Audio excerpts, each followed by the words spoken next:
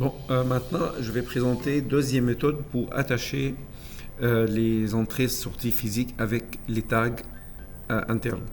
Je peux choisir ici New Tag, New Routine. Donc, je clique sur le programme parce que dans chaque programme, vous avez Main Task, Main Programme, Main Routine. Moi, je vais ajouter une autre routine, routine. Je vais l'appeler ici, par exemple, Input. Et je fais OK. J'ai créé une routine input et je vais choisir encore une autre routine qui s'appelle output. Je fais OK.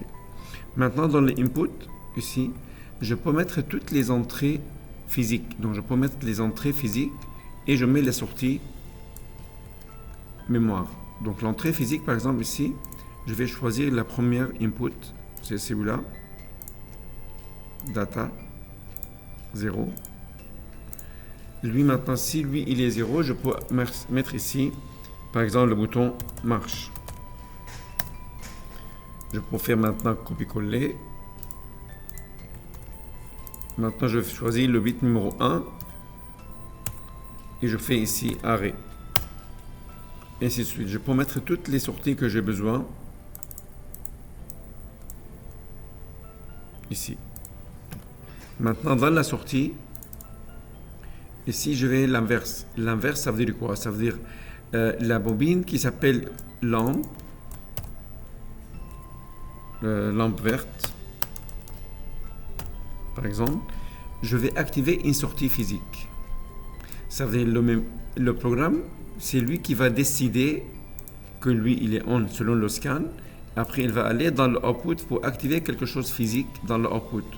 Donc, je peux choisir ici le output numéro 0. Voilà, maintenant je peux faire copier-coller. Ici, je vais faire lampe rouge. Lampe rouge. Et ici, je peux faire la deuxième sortie qui est la sortie numéro 1. Mais maintenant, même si je travaille avec ça, les entrées-sorties ne vont pas être scannées, le input-output, jusqu'à que je fais l'appel à partir de mon programme principal. Donc ici, je dois faire jump de sous-routine. Je clique deux fois, vous avez une instruction jump de sous-routine. Quand je clique deux fois, automatiquement ici, il va ajouter une ligne, rank 3. Ici, je peux écrire l'instruction. Je répète, clique deux fois. Ici, je vais faire JSR, jump de sous-routine. OK.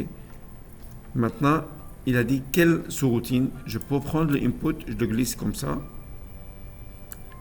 Je vais faire la même chose, copy-paste pour la sortie. Soit je glisse directement comme ça, ou bien je peux cliquer deux fois.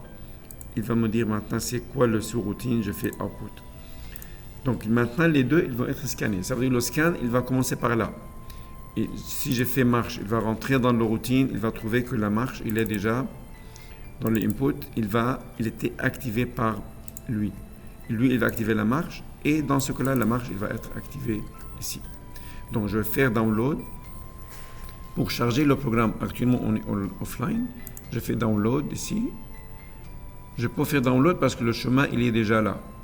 Je fais download.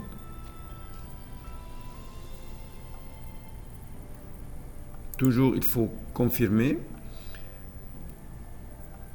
Et actuellement, on fait oui. Voilà, actuellement, si je viens dans le input, si j'active mon input ici, toggle bit, bien sûr, je ne peux pas toggler le bit parce que celui-là, c'est physique.